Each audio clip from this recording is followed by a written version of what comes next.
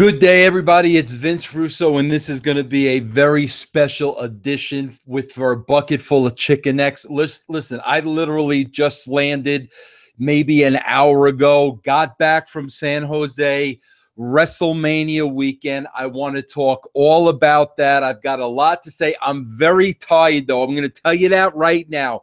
I got back to the hotel room last night about 1 a.m. I had to be down in the lobby at 4:30 a.m. to get the shuttle for the airport. I didn't get 3.5 hours sleep because I was tossing and turning. I knew I had to get up, so I'm a little tired. But listen, this couldn't wait. This couldn't wait. I got a lot I want to say. You see this hat? This is a camouflage San Francisco Giant hat. The first time I've ever worn this hat. And you know why it's camouflage? I'll tell you right now why it's camouflage. Because I'm going to go hunting. I have so much that I want to say that I put on my special camouflaged hat. There's some good, there's some bad. Let's get the good out of the way so I could build up to the bad. The good thing is I spent an entire weekend with Chair Shot Reality and about 25 or 30 of their fans. These guys and gals, the greatest bunch of people you could ever want to spend time with. I'm talking about the staff from Chair Shot Reality as well as the fans. The wrestling conversations we had were off the charts. Very, very intelligent wrestling fans, but here's the difference. Very respectable. Do you understand that? Respectable. Now, when you have 30 guys and gals in a room and you're discussing wrestling, not everybody is going to agree. I'm the first one that says even two people wouldn't agree on the same wrestling show they saw. But when you have grown adults in a room that like to hear each other's opinions, like to bounce stuff all over each other, and respect each other, that's when it's fun, not jagoffs on the internet talking about David Arquette from 15 years ago. And hey, Vince, why don't you hang something from a pole? You freaking morons. Respectful fans, smart fans, intelligent fans, and it was a joy to spend the entire weekend with all of you out there watching this. I want to thank each and every one of you. Thank you, thank you, thank you, thank you, thank you. That was an old Steve Martin bit I had to get in there. But I got to say this too, man. This was the most touching thing. That 2 times in the wrestling business, somebody's done something very special for me. This was the second time. I'll tell you what the first time was. The first time was I was on a plane with Goldust and Marlena, and we were flying to New York City to do the Conan O'Brien show. Marlena and Goldust were sitting in first class. I was in coach. I always sat in coach. Listen, all my years in wrestling, I never got a first class ticket to anything. Never. I was always in coach, and that's okay with me. I'm a coach kind of guy. So I go to sit back in the coach. Marlena and Dustin are in first class. All of a sudden, the stewardess comes back to get me and brings me up to first class. They upgraded my ticket. I'll never forget that. Listen, I had never sat in first class before. That, the woman came up to me. I wasn't a Christian at the time. And I mean, I wasn't a drinker, but I would have a drink here and there. And she came to me a couple of times and kept asking me if I wanted a drink. And I kept saying no. And, Dustin kept looking at me, and finally he said, Vince, why don't you get a drink? And I literally said to him, I said, I'm not going to pay for a drink. And he freaking cracked up. I had no idea that free drinks was part of first class because I never drove in first class before. So I remember that incident. That was so special what those two guys did for me. I never, ever, ever forgot that. The second thing happened this past weekend. Listen, everybody knows I'm a giant fanatic. And we go to this bar in San Jose, great freaking bar. If you're ever in San Jose, it's called the Rookie Sports Bar. Great freaking bar. They're having a silent auction there, and they've got all this Giant memorabilia, you know, hanging up on the wall. This is stuff that I go in memorabilia shops. I love that. I love looking at baseball freaking memorabilia. And like what I do though is I go and I look because I'm too cheap to buy anything. I don't buy anything. So I look at these things and I'm like, oh man, I wish I could have that. I wish I could have that. I wish I could have that. I never buy anything. Well, there was this silent auction, and I'm looking at this memorabilia on the wall, and I mean, I'm just drooling at the mouth. I mean, I'm in San Francisco, all this Giant memorabilia. Last night, before we left, you know, I was saying my goodbyes. I was thanking everybody for a terrific weekend, and the guys and the gals pulled together and bought me a piece of the Giant memorabilia. It was the 3 shots of the World Series the Giants won in 2010, 12, and 14, and the 3 tickets to each World Series.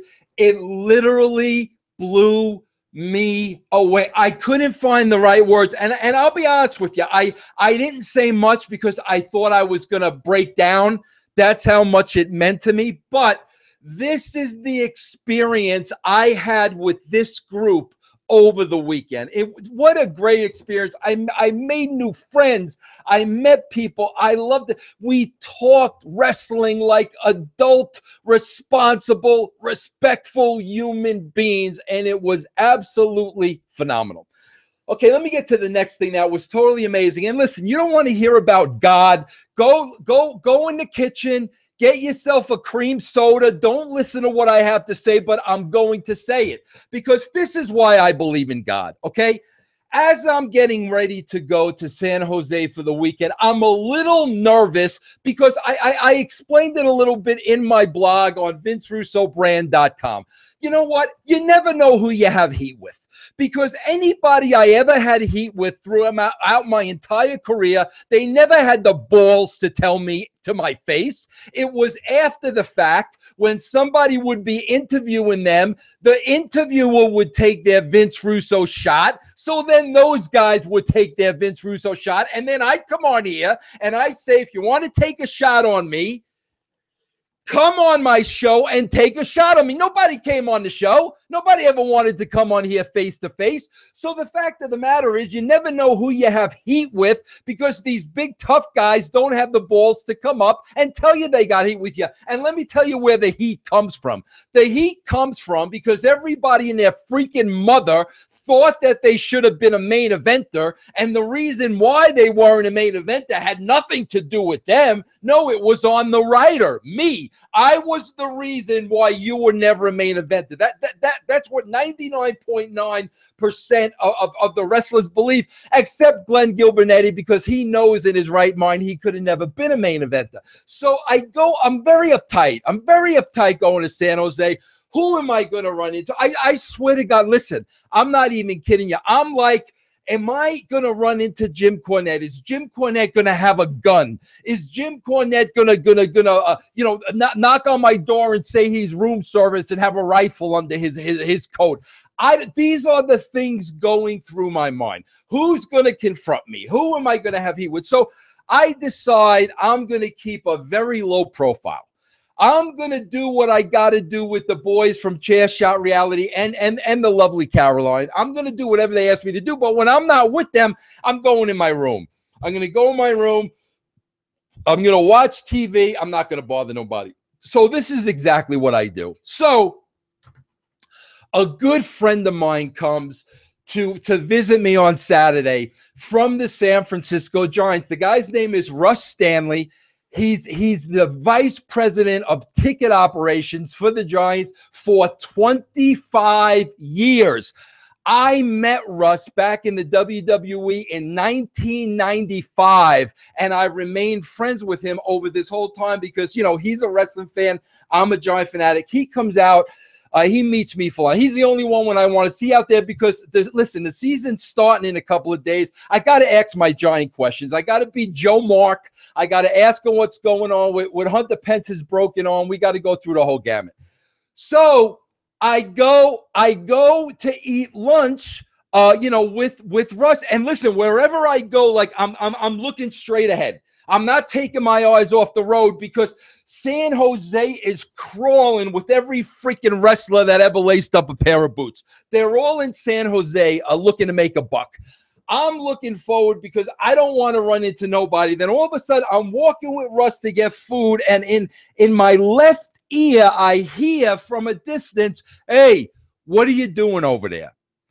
So I'm like, my first instinct is, oh boy, this is what I dreaded.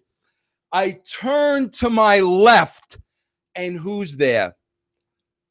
Bubba and Velvet.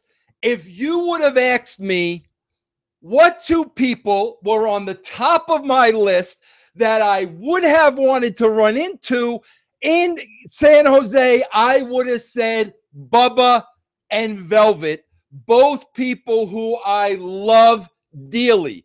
So I turn, those two were there. I freak out. I hug Bubba. I kiss Bubba. I hug Velvet. I hugged Velvet again. I might have got a third hug out of Velvet. I don't know. But I was so happy to see them. The only two wrestlers I had seen when I was out in San Jose. So now, I have lunch with Russ. I'm walking out with Russ. I'm asking him every giant question in the book. So now, that night we had a little wine and cheese party over the Hall of Fame. I'm saving that for last. The Hall of Fame's coming. If you went to the kitchen to get the cream soda, get back in the room because the Hall of Fame's coming next and freaking heads are going to roll. I'll tell you right now, I may even give myself a stroke when I talk about the Hall of Fame and the freaking hypocrites and the sellouts and everybody involved. So we have the wine and cheese thing. We go out that night. Listen to how freaking unbelievable this is. And we go to like a place that's a casino. And I'm like, oh, shoot, man. I don't want to run into anybody here.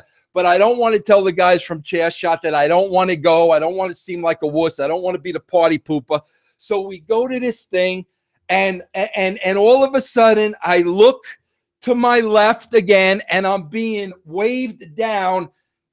Guess who's waving me down? Bubba and Velvet again in a totally different location. Now I run into them again. So I run over to the table again. I kissed Bubba right on the cheek. I hugged him. I kissed him on the cheek. I hugged Velvet twice. I think the third time. I don't know. So I'm sitting there. Bubba's talking to me. Bubba's kayfabing me. He doesn't say nothing to me. Guess who now walks up behind me? My beautiful black brother, Devon. Holy crap. If I would have told you I'm going to go to San Jose, there's going to be 1,000 wrestlers in the area. 3 people I want to run into, Bubba, Velvet, Devon. That's it. God, if 3 people, and those are the 3 people I run into.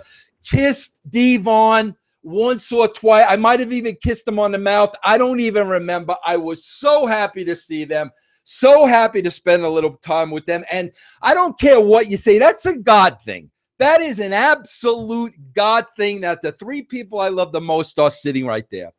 So anyway, now I got to talk to you about this Hall of Fame. And listen, I don't care. Listen, I'm getting better at this. Whether you love me or whether you hate me, I really don't give a rat's backside anymore. And I'm starting to give a rat's backside less and less and less because the more I learn about myself, the more I understand I got to tell the freaking truth. If I'm feeling a certain way, I got to tell the truth. I can't keep stuff inside of me. I can't be politically correct that I was for so many years in the wrestling business. Screw that. I'm 54 years freaking old. I've survived 3 wrestling companies. I'm tired of being quiet and being kayfabe and being politically correct and watch what you say. Screw that. I say it, bro. I feel it. I say it. You don't like it, go scratch your backside in Macy's windows. That's how I feel. That's how I honestly feel. So you're going to get it from me. Listen, I told you, I'm not waiting for the phone to ring. I don't want no phone. I could care less about the phone ringing, the Vince McMahon call. Like everybody's waiting for the Vince McMahon call. I ain't waiting for the freaking Vince McMahon call. Screw that. As a matter of fact, I'm going to tell you a little something, and I'm not going to mention a name here because I want to protect the innocent. I don't want to get anybody in trouble. I'm going to knock this lamp off the table. Okay, the lamp's out of harm's way. I have a conversation at the airport before I leave, and it's with somebody that works at the WWE, and it's somebody that's a friend of mine, and they tell me in the nicest possible way, of being very nice, being very gracious. You know, they tell me basically more or less about the heat I have with the WWE because my defense of Chyna. And okay, like, bro, like I don't know that. I don't know because I'm defending my helpless friend Joni. I don't already know that I'm blackballed for life and everybody's got an issue with me and I'm never going to get in the WWE Hall of Fame and I'm never going to get a job working there. Like, I don't already know that going in, but you know, it's confirmed to me now. From the inside, you know, I got heat now with the WWE over the Joni thing. And I'm like, you know what? It don't matter to me because at the end of the day, I know I did the right thing. I went to the defense of a friend who I felt I didn't like the thing said about her. I felt it was a cheap shot. I went to her defense and I explained to this person, if it was Hunter on the other side of the coin, and somebody took a cheap shot at Hunter, or somebody said something about Hunter I didn't like, and Hunter couldn't defend himself, I would have done the same exact thing for Triple H. Because when I worked at the WWE, I did consider him a friend. So it doesn't matter to me. Blackball me, do whatever you want to do, bury me, you know, name shows on your network after my show. Do whatever you have to do. I don't give a rat's ass. I'll be perfectly honest with you. So now the confirmation comes. Okay, I got heat up there because of Joni. Whoop-de-doo. I did the right thing. End of story. So now, this Hall of Fame thing. Listen, I come on here every week and I tell you just Raw is so boring. And like, I can't sit still for a second as it is. When something's boring and I'm forced to sit there for 3 hours, I don't like, I start going out of my mind. Well, I got to tell you something. This freaking Hall of Fame ceremony, compared to Monday Night Raw, compared to this Hall of Fame ceremony, Monday Night Raw was Ali Frazier won compared to the Hall of Fame ceremony. I don't care if you don't like what I'm going to say. The most agonizing 4 hours I may have ever spent in my life. Now, granted, I've never been to a ballet. I've never been to an opera, but I've been to some boring things. I've been to my kids' graduations.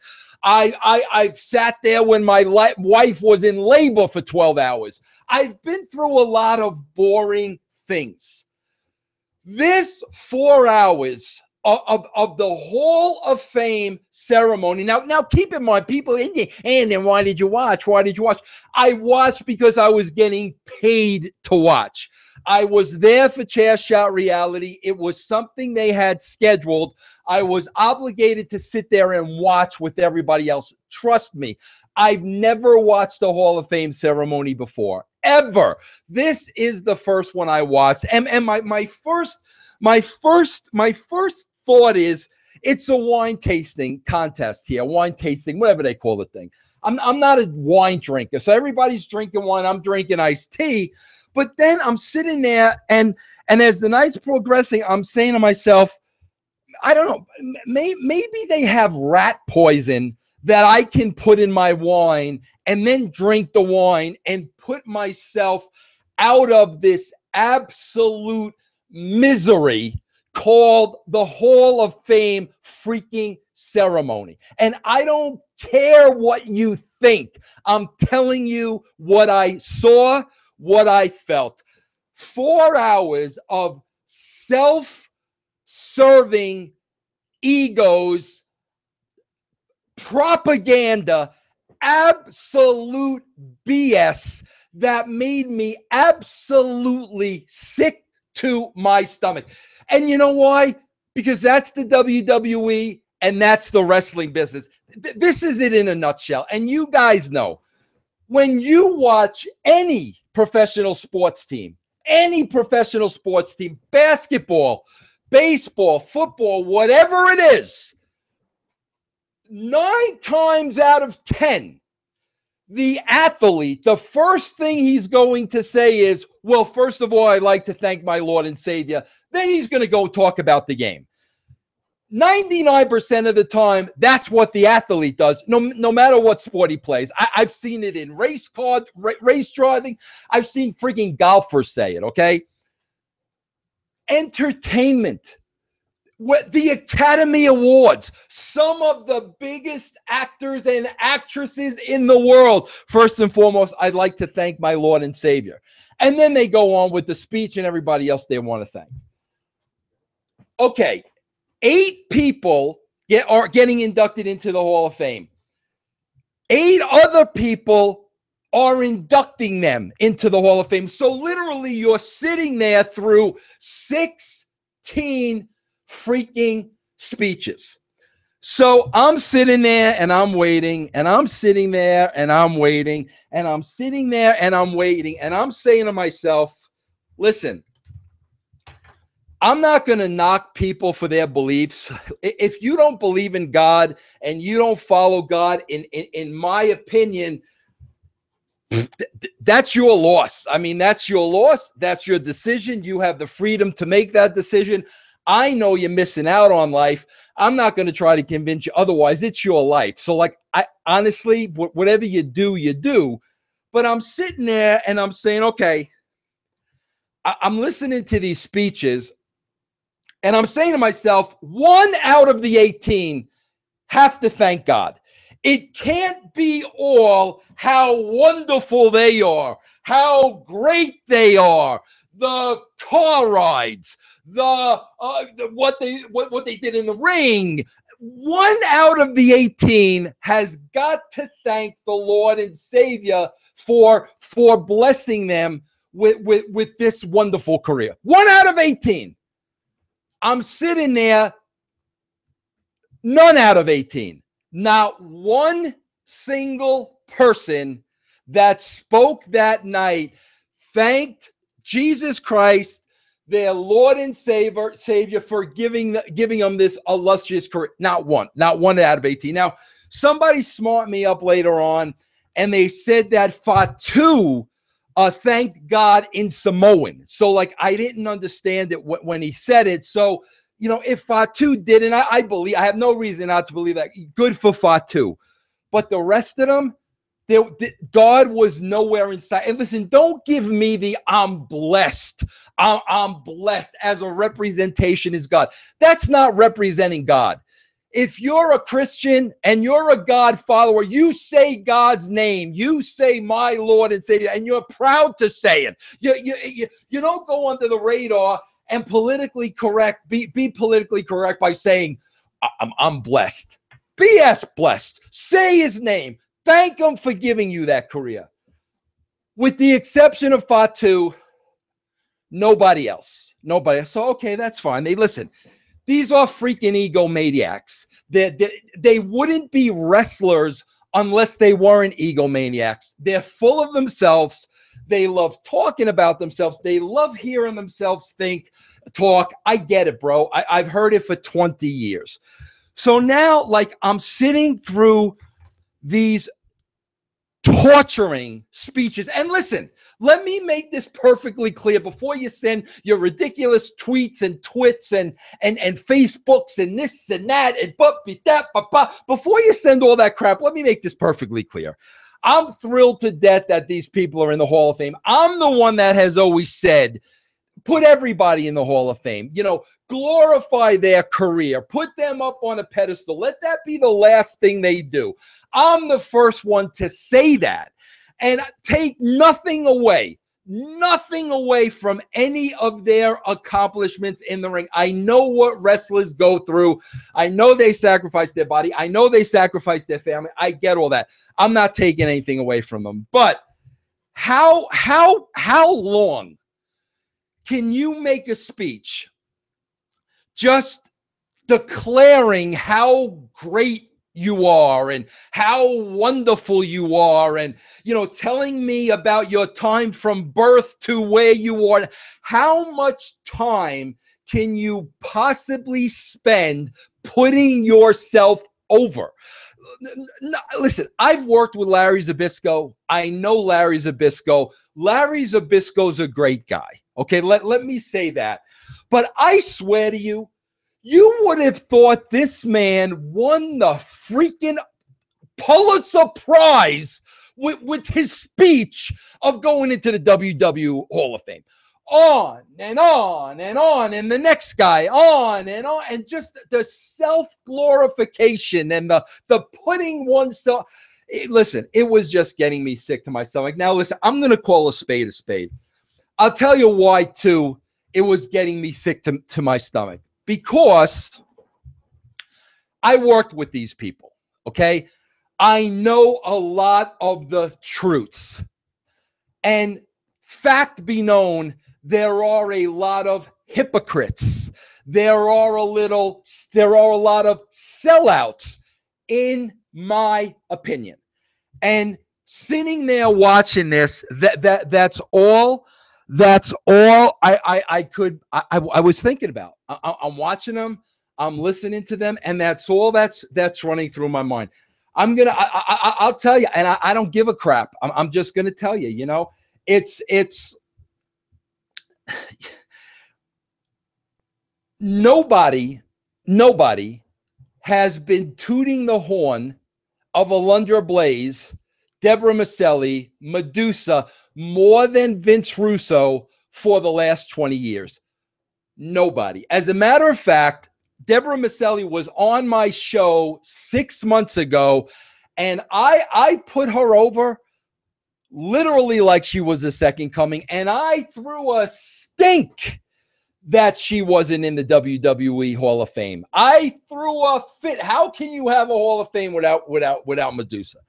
And my relationship with Deborah goes back to 1994. I was the editor of the WWE magazine. I wasn't writing television yet.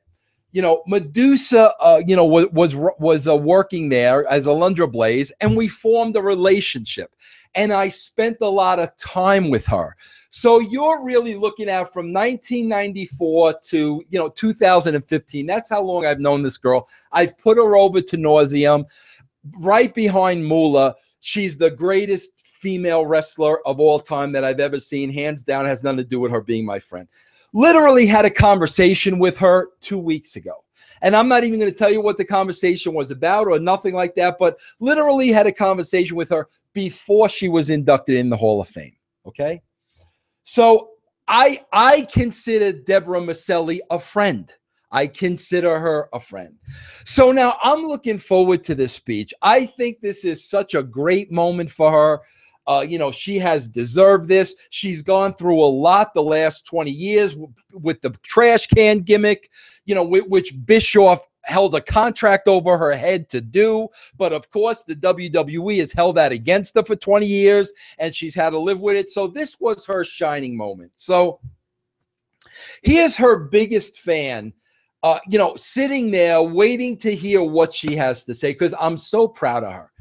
And I'm sitting there and I'm listening, and the next thing I know, she's pulling a bottle of barbecue sauce out of a garbage can and taking a shot at me, the guy that has loved her and that has stood behind her and that has promoted her for the last 20 years, the guy that just had a conversation with her on the phone 2 weeks ago in front of a national audience when there is no way for me to defend myself.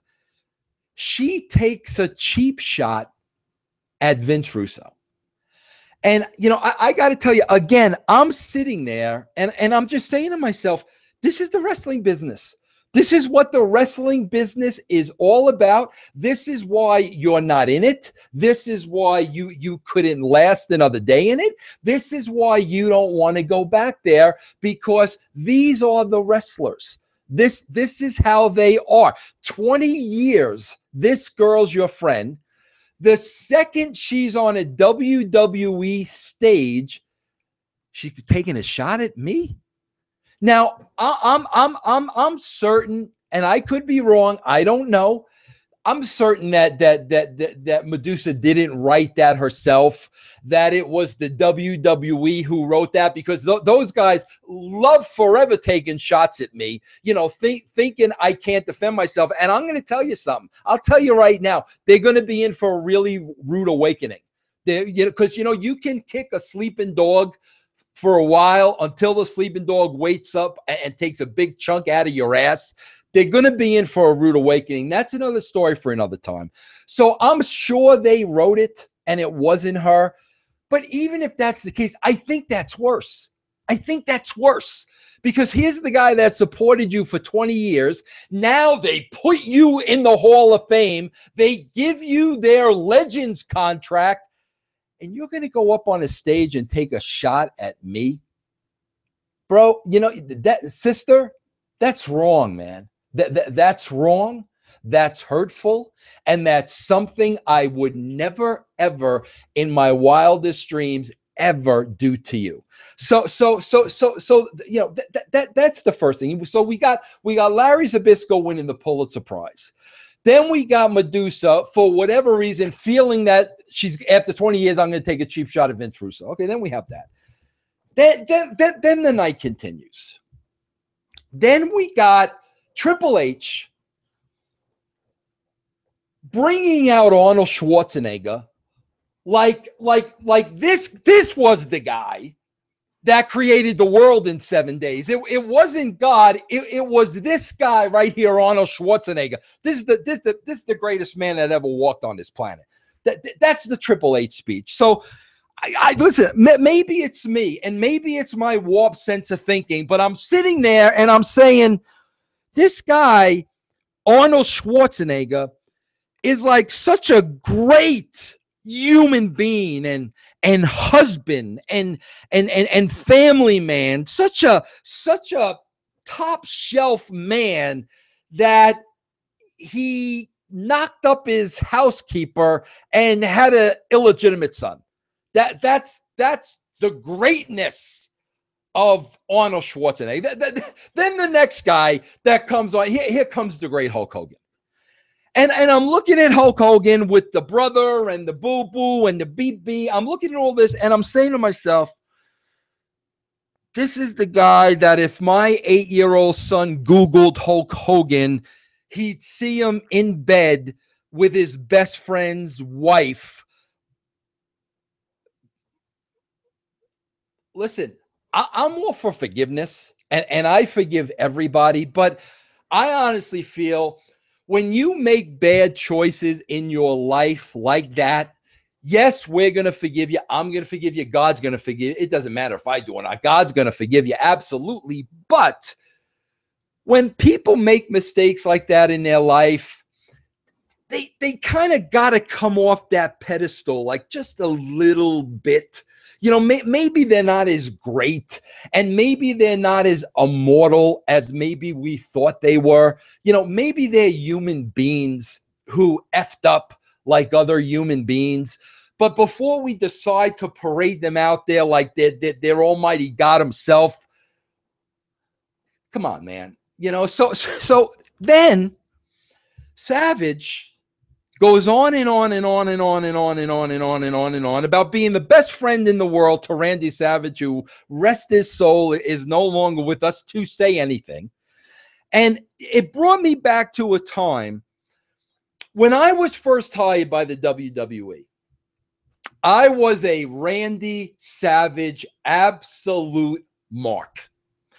And when I was brought to the WWE, the first thing I did, you can go back and check the magazines. I said, I'm doing an exclusive interview on Savage.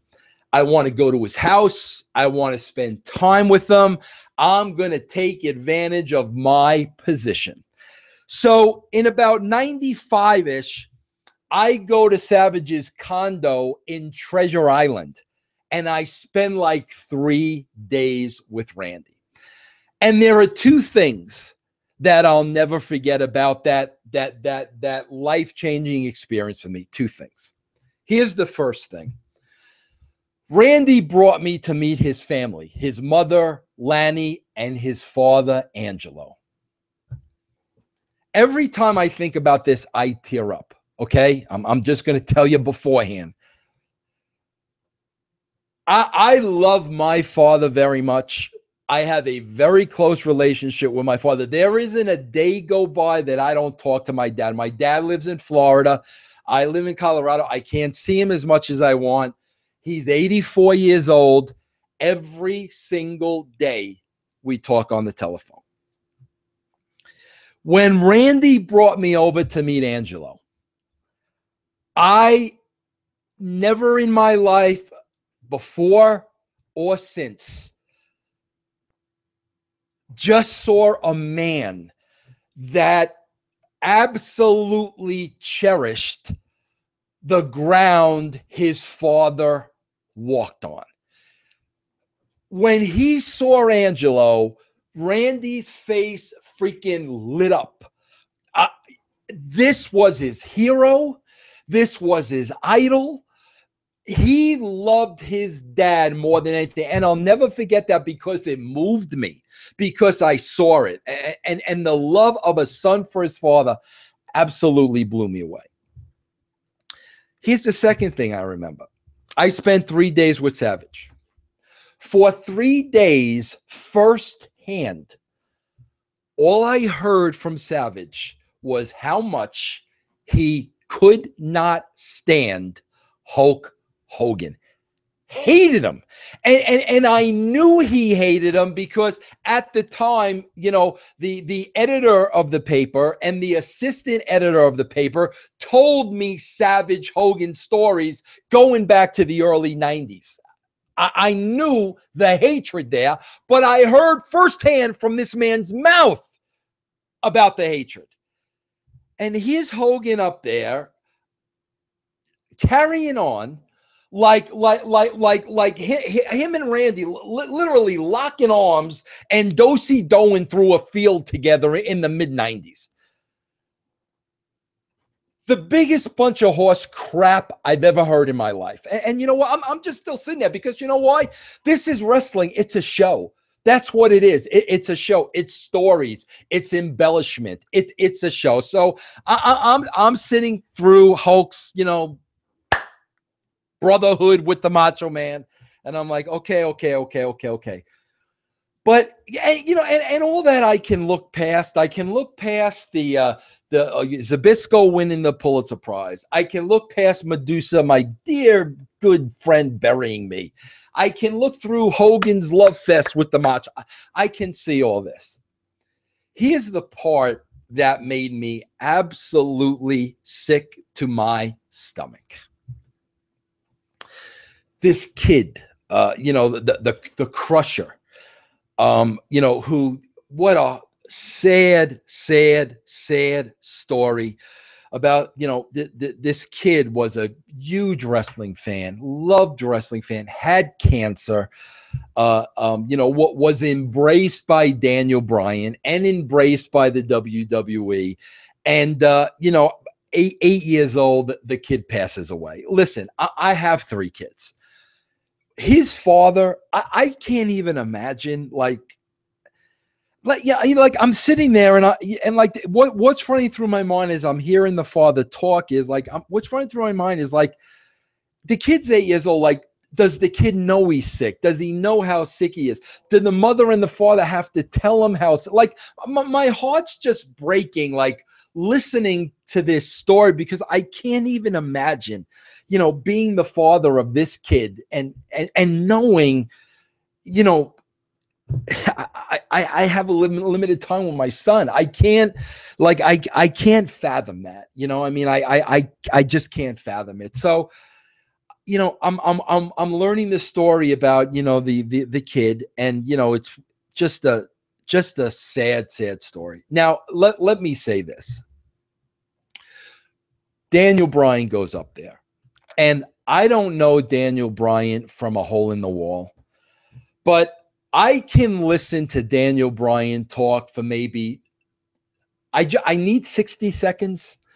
And in that 60 seconds, I can tell you, this is the most kindest, gentlest, honest, sincere human being you will ever meet.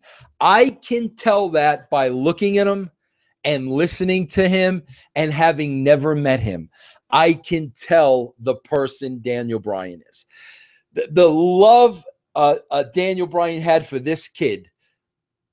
What a story, man. I mean, honestly, just what a heart-touching story. And God bless Daniel Bryan.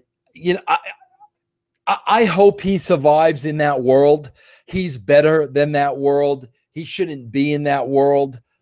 God bless Daniel Bryan. But then, so they're telling the story of this little kid. They bring his father on, the whole 9 years, and we hear about how Stephanie and Triple H have embraced this child when he was alive. And I'm sorry. This is my train of thought, and this is what's going through my mind. You're telling the story of this little kid and how, you embraced them, and the WWE embraced them, and Stephanie and Hunter embraced them, and everybody made a difference in this kid's life. And that's great for the WWE. It really is. God bless you. That is great. That is just a wonderful thing to do, and to bring his family on, to give him the Warrior Award. It's a great thing to do. But, like, I'm sorry. I'm sitting there, and I know that there is a very dear friend of mine living in another country, battling every single day by herself. Now, is Joni Lauer, Chyna, responsible for every decision she's made and every action she's done? Is she responsible for all that? Absolutely yes, without a shadow of a doubt. She is an adult. She is a grown woman. She knew the decisions she was making. She's responsible for those. However, knowing the situation, there was a little assist to what sent her down that rabbit hole. Certain things happen in her life that unraveled her, that I don't think any other human being on this planet would have been able to deal with. Okay, the same day she lost her fiance, she lost her job. Same day. That wasn't enough. Now she goes to look for work on the outside. WWE breaks the news to her. Oh, by the way, you can't use Chyna. We're going to take your name from you too. So a fiance, a job, and a name that she's built, gone like that. She starts this downward spiral. She's in Japan, literally trying to get through every day. Listen, I'm on Skype with Chyna, and I'm just going to be honest with you. I'm scared to death that, I'm going to wake up one morning, I'm going to go online like I always do, and, they found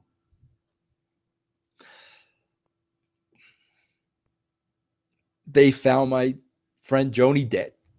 Okay.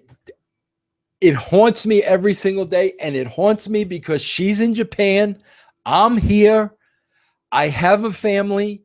She's battling her demons. It's difficult to have a conversation with her. I'm not going to argue with you, but I'm there because that's my greatest fear. If that ever happened, listen, a lot of people have passed in the wrestling business, but me knowing her and her heart and who she was prior to all this, it would devastate me. It would absolutely devastate me. So I'm watching the celebration of this kid's life from the WWE, which is great and heartwarming and heartfelt. But I'm sitting there and I'm saying to myself,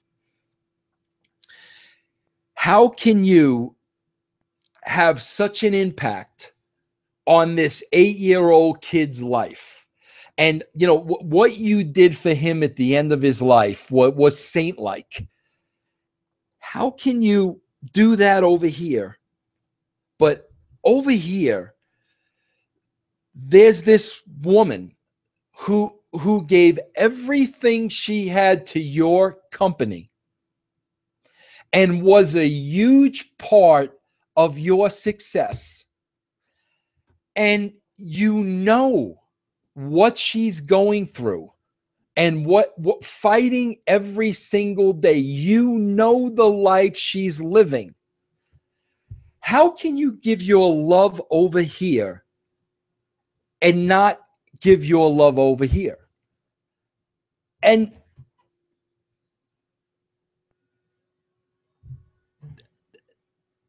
that's the part, man. I mean, that's the part. The WWE, Hunter, Stephanie, Vince, they have the ability to do the right thing. You embrace this kid. You change this kid's life. You change this family's life. Why do we not embrace Joni? Why do we not take Joni in and try to heal Joni? If Joni, even though it means nothing, it means nothing. If Joni was put in a WWE Hall of Fame, that very thing could change this girl's entire life. Because now she's sitting there in Japan with her bottle of wine, drinking endlessly, because in her mind, she's worthless. The self-esteem is gone. The strong, powerful woman I once was no longer exists. I'm weak. My life has been taken from me. Everything's been taken from me. There's nothing left to live for. And the difference you can make in this woman's life. So I have a real hard time of we embrace this child over here, which is saint-like and beautiful, and God bless the WWE.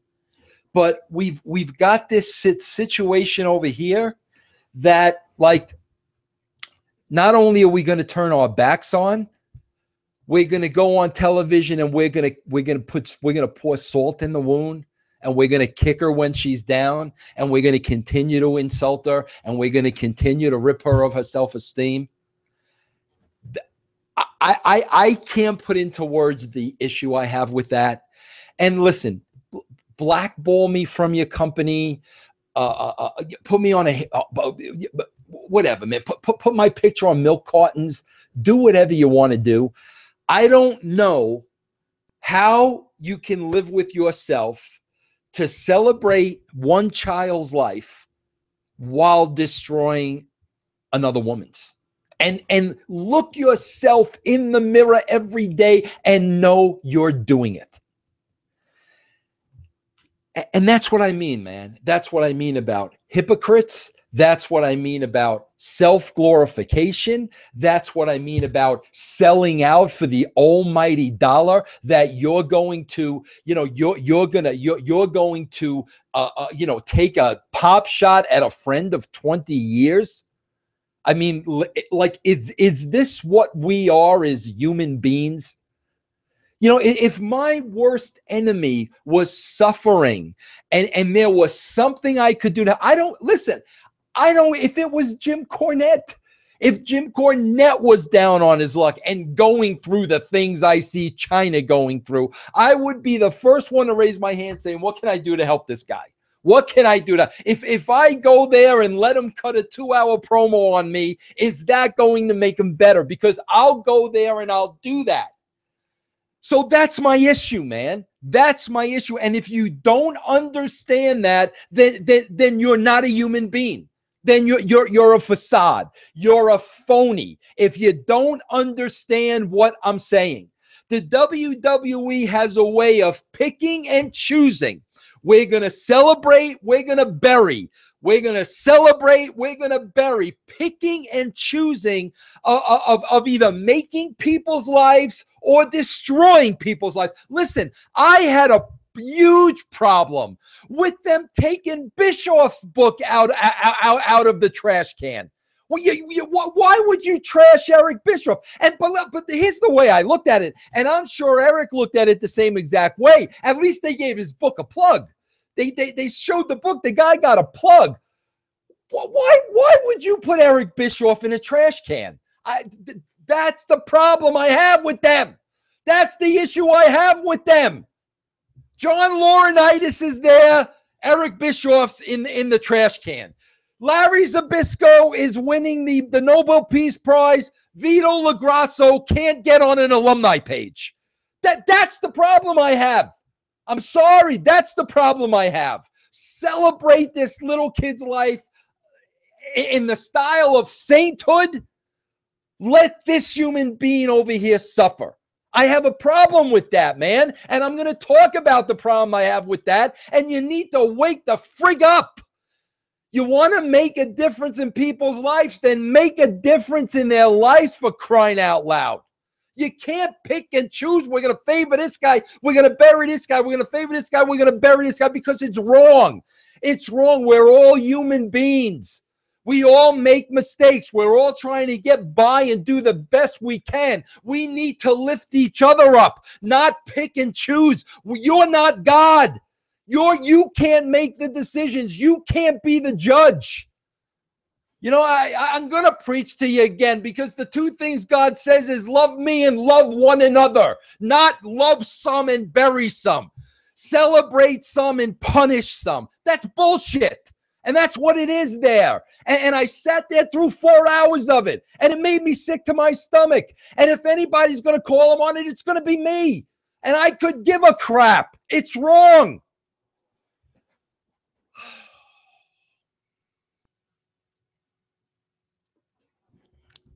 That's it.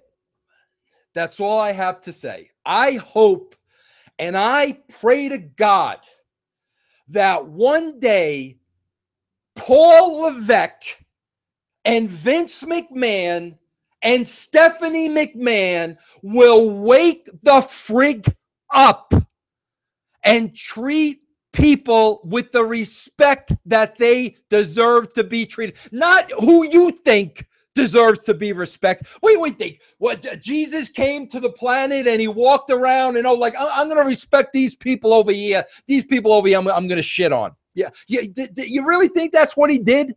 It's bullshit. It's a double-edged sword, man. And it's bullshit, and it's absolute bullshit. Somebody's got to say it, so I'm saying it. And I could care less. You could think I'm crazy. Send your tweets, send your twits, send your Facebook, send whatever you want to say. If you can justify to me how we can save one life and stand by and watch another person die, if somebody can explain that to me, then give me a rational explanation to that, because I don't understand it. And that's it. Listen, I don't even know where to go from here. I don't even want to talk about anything else from here. I wanted to plug a couple things. I don't even want to plug anything now because you know why? I've disgusted myself all over again. And I hope you listen to this. You need to freaking listen to this. You need to get your heads out of your backsides and see what's going on. Call a spade in this life, man. It is what it is. But we can all rise above it. You know, we can all look back on it and say, you know what? We screwed up. We shouldn't have done that. Let's fix that. Let's make it right. We can all do that. We all have the freedom of choice to do that. You can help your fellow brother, or you could turn your freaking back on him. You got the choice to do whatever you want to do. It's that simple. That's it, man. I'm home, back to work. I pray to God it got through to you. That's all I could say at this point. There's no axe to grind, nothing. It is what it is. It's the way I feel. It's the way I think. And if I can help my friend, I'm going to do everything I possibly can to help my friend. But you know what? I do the same for an enemy. I would do the same exact thing for an enemy. I don't care who you are, because that's what we're supposed to do. Amen. Brothers, sisters, I love you. I'll catch you on the rebound.